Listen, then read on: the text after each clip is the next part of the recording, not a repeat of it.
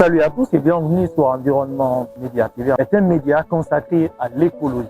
Pour ce numéro, ce premier numéro donc de l'immersion consacrée aux municipalités, nous recevons M. Abou Samaké. Abou Samaké, avec lui, nous reviendrons évidemment sur les points clés en rapport avec la gouvernance locale. La gouvernance locale, donc, d'une mairie, digne de ce nom. Mais notre émission va être consacrée en grande partie sur le forum. Le forum est un forum minier qui va se tenir pour une première fois du côté de Kassa. On en parlera tout au long de cette émission. Monsieur Samaké, bonsoir, bienvenue à cette émission. Bonsoir, merci. Merci d'avoir accepté cette invitation pour ce premier numéro de cette immersion consacrée donc aux municipalités. D'abord, on vous félicite pour votre élection à la tête de cette municipalité. Comment vous accueillez cette élection? Merci. J'accueille cette élection avec beaucoup d'émotions, de sentiments, de réconfort, de reconnaissance envers ma communauté et qui, depuis 1947, se bat pour le statut actuel. De 1947 à nos jours, il y a eu beaucoup de choses qui se sont passées.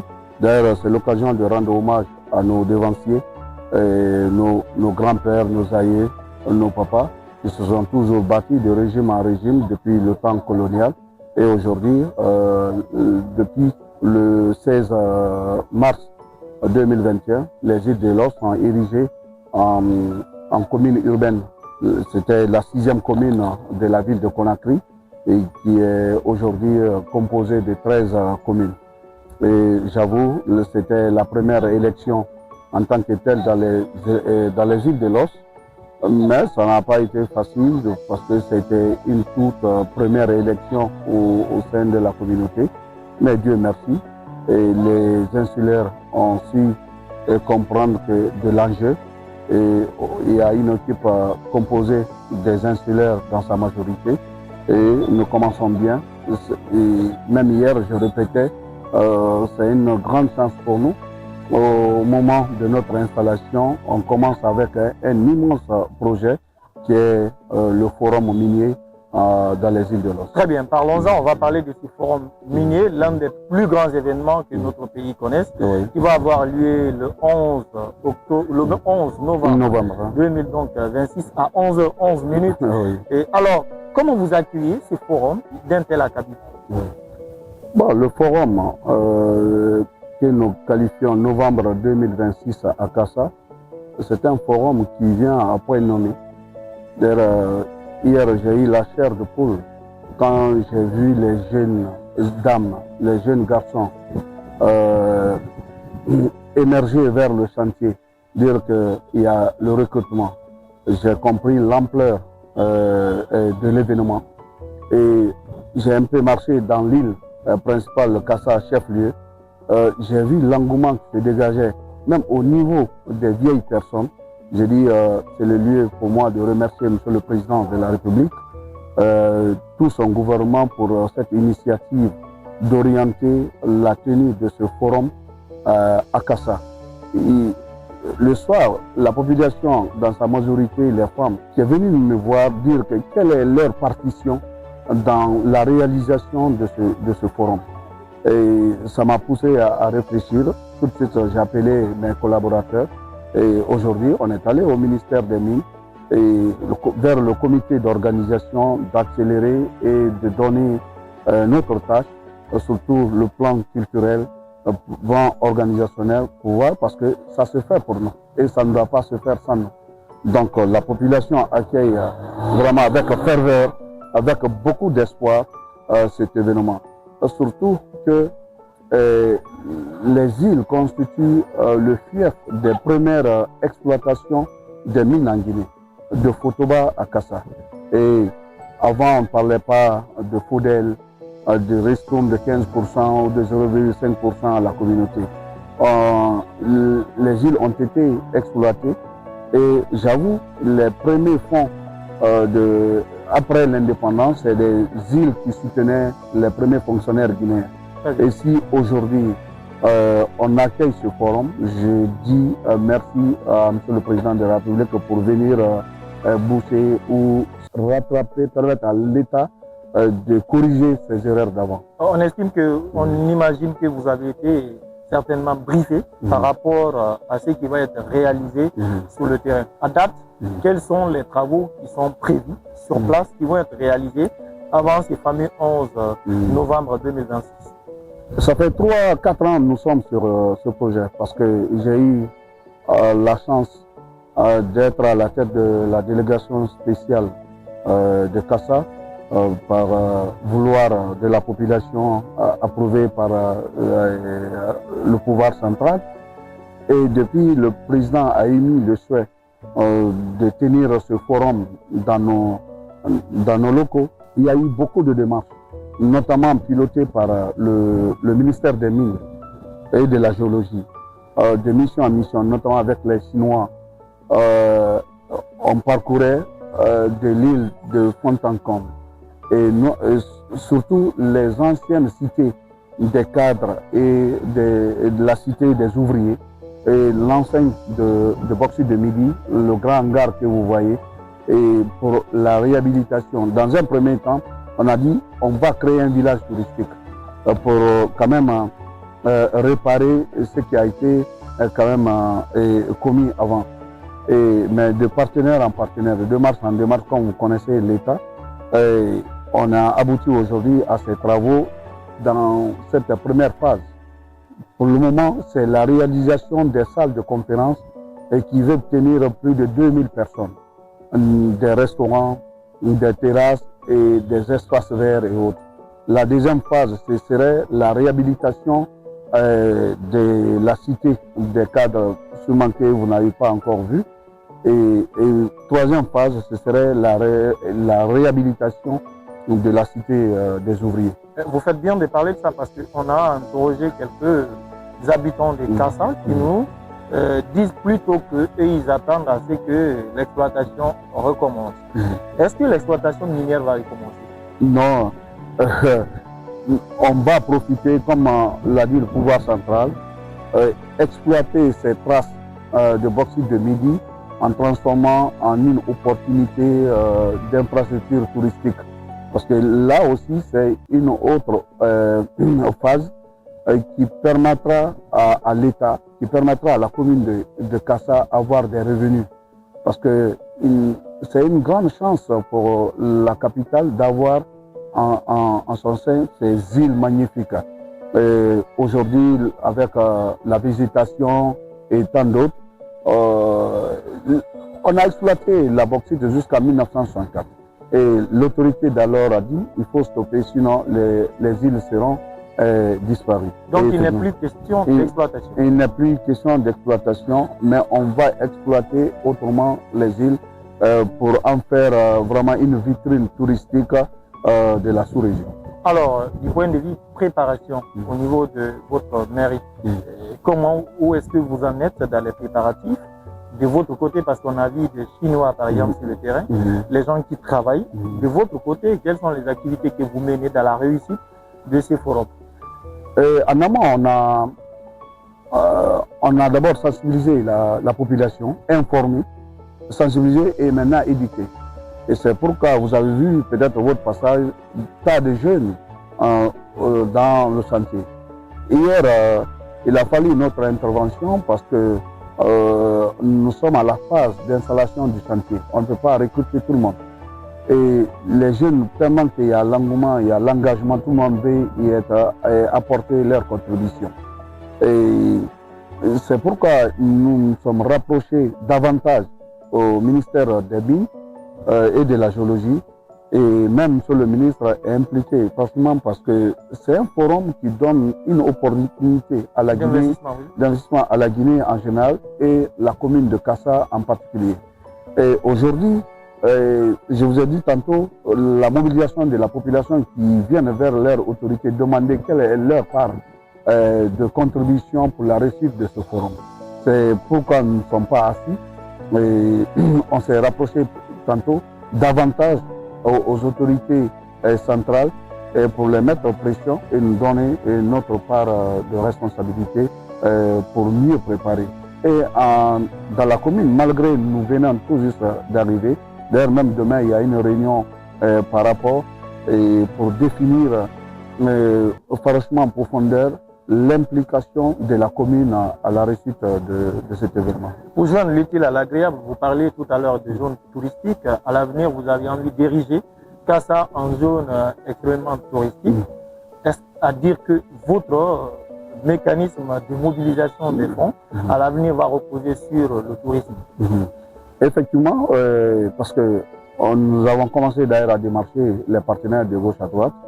La prochaine semaine, on essaiera de venir rencontrer M. le ministre du Tourisme, de la Culture et de l'Artisanat pour voir quelles sont les opportunités que leur ministère va offrir pour la réussite de cet événement.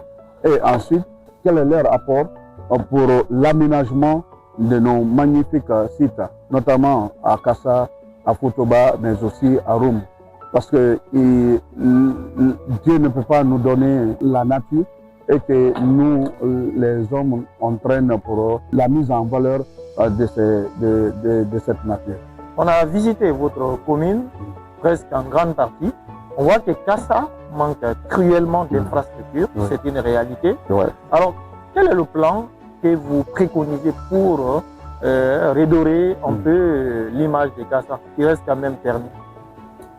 Bon, c'est ce qu'on dit tout à l'heure, après l'exploitation des mines, les miniers sont partis sous la demande de l'autorité d'alors et le régime d'antan n'a pas su vraiment remplacer, conserver les acquis de l'exploitation. Et aujourd'hui, avec l'opportunité qu'on a, la volonté et l'engagement du pouvoir central, notamment M. le Président de la République, à faire des îles une vitrine économique, touristique de la ville de Conakry, nous avons fait, en tant qu'autorité locale, marcher de village en village, les 10 secteurs, faire un document qu'on appelle PDR, Programme de développement local, où tout est dedans. Ensuite, nous avons fait des plaidoyers auprès du pouvoir central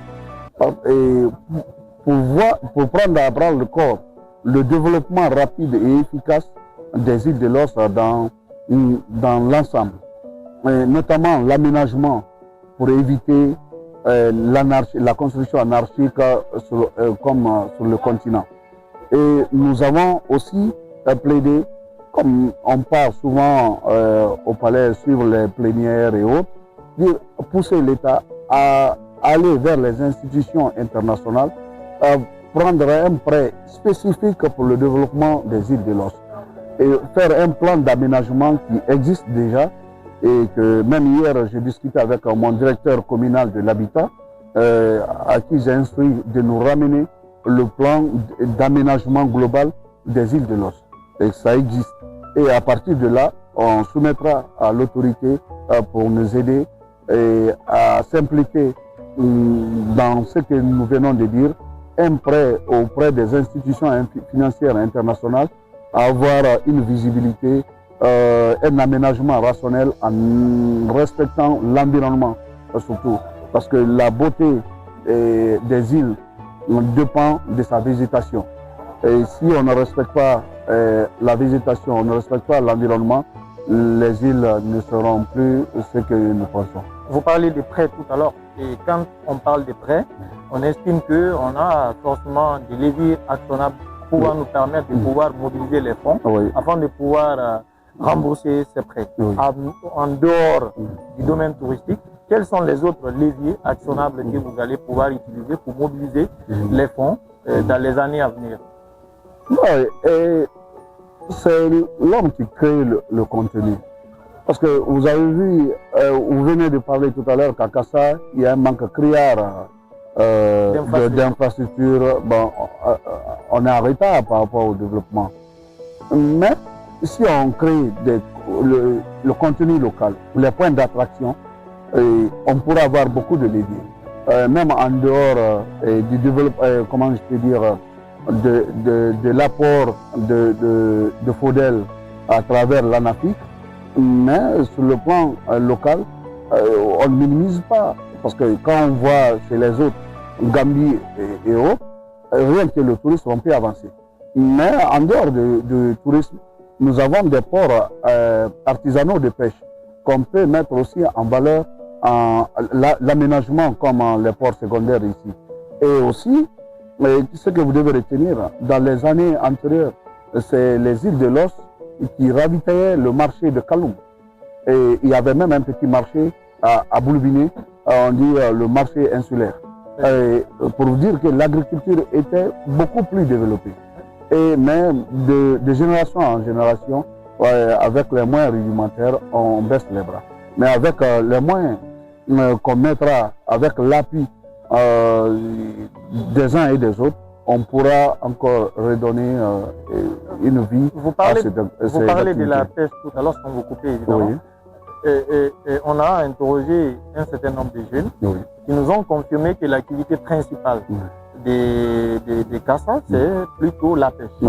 Alors, qu'est-ce que cela apporte à la commune, par exemple? Parce que quand on qualifie une commune de commune urbaine, ça doit refléter à cette image-là. Est-ce que cela apporte à l'économie, on va dire, des Kassas?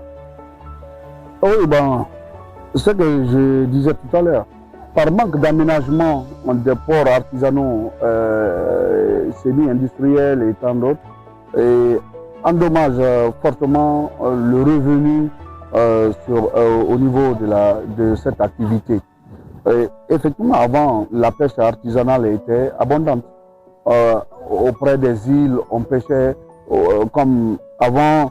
Les mamans pouvaient mettre la marmite sur le feu et le mari va au bord de la mer pêcher et venir mettre dans la marmite. Mais aujourd'hui, ce n'est pas facile. Et aujourd'hui, nous avons des pirogues de pêche qui vont au large pour faire des jours de pêche avant d'y revenir. Mais par manque d'équipement, par manque d'apport et par manque d'organisation interne aussi, il faut l'avouer, au niveau des pêcheurs, et on ne peut pas compter sur ce secteur jusqu'à un certain niveau. C'est pourquoi auprès du ministère de la Pêche et de l'économie maritime, nous sommes en train de pousser pour doter au moins les îles d'un port aménagé. Aujourd'hui, vous avez une prise. Vous êtes obligé d'écouler directement à Boulbini ou au petit bateau. Ou à défaut, mettre sur le feu, on n'a pas une conservation digne de nom. Ou de façon rudimentaire, nos mamans cherchent ce qu'on appelle des anciens congélateurs. Ils mettent des poudres de glace dedans pour conserver leur prise jusqu'au petit matin. Très bien. Dernier virage, avant de se quitter au compte de cette immersion. Finalement, quels sont les projets prioritaires dans les semaines, mois et années à venir? On a vu tout à l'heure la mairie qui change quand même d'image. Dans les semaines et mois à venir, je crois que ça va être inauguré, qui n'a rien à voir, qui n'a rien à envier aux autres mairies des communes de Conakry. Alors, comme je le disais tout à l'heure, les projets prioritaires. Les projets prioritaires, nous agissons dans la continuité, dans l'esprit du pouvoir central, comme on dit, dans l'esprit du GMD Génération pour la modernité et le développement. On aura l'occasion de marcher dans les autres îles pour voir les projets qui poussent, notamment sur le plan scolaire, de l'éducation, sur le plan de la santé, parce que ça pousse ça et là. Ensuite, on oublie un facteur, les ressources humaines. Et il faut reconnaître, nous devons beaucoup travailler sur les ressources humaines, notamment au niveau des jeunes. En priorisant la formation. C'est ainsi que nous nous sommes battus pour avoir une médiathèque composée de la salle d'informatique équipée de Wi-Fi et tant d'autres, et la bibliothèque. Et doter chaque village une école au moins primaire. Et sur l'île de Fotoba, avoir au moins un collège pour quand même élever le niveau d'instruction. Ensuite, inciter les jeunes qui abandonnent l'école à aller vers les métiers pour se former, avoir quelque chose en main pour le développement local. Parce que vous avez vu au chantier tout à l'heure, il y a des ouvriers d'une part et de l'autre, vous avez des manœuvres. Et dans un chantier, on parle des manœuvres et tant d'autres. Oui, mais pour nous, le monde actuel, ce monde de compétition et de combat, il faut avoir quand même un métier, à défaut d'avoir un niveau intellectuel. Au niveau des infrastructures, vous avez vu, nous avons rencontré tout à l'heure certains cadres du ministère des Infrastructures parce que les études sont faites au niveau des routes et de l'électricité qui est la base de tout développement. Et Dieu merci pour éviter que les îles soient encombrées comme les autres communes. Parce que quand on regarde notre ville, ça ne vit pas. Ça ne vit pas. Mais avec le plan d'aménagement que l'État a sur Kassa, sur les îles dans son ensemble, ça nous donne l'espoir. Très bien. C'est la fin de cet entretien. Merci à vous, M. Abou Samaké, d'avoir inauguré, on va dire, ce numéro. C'est à moi de vous remercier parce que ça fait plus de combien de jours, M. Touré tenait à réaliser ce numéro. Et vous avez vu, vous avez bravé la mer pour aller jusqu'à chez nous, malgré le temps, la pluie et la tempête. Vous avez su quand même donner aussi un autre visage, un autre encouragement aux jeunes, parce qu'à votre départ, il y a certains qui m'ont appelé, ah, les journalistes sont venus nous prendre vraiment, on voit que vraiment ce projet aboutira. Donc ça a galvanisé toute la course, ça parle dans l'île. Nous vous remercions au nom de la commune, au nom de la communauté insulaire. Et j'espère vous reprendre dans les autres îles pour découvrir d'autres réalités. C'est la fin de cette émission. La réalisation a été assurée par toute l'équipe d'Afrique Environnement Télévision, à la tête M. Alassane Kati, M. Touré et Mme Diallo. Merci à tous et à très vite sur Afrique Environnement TV.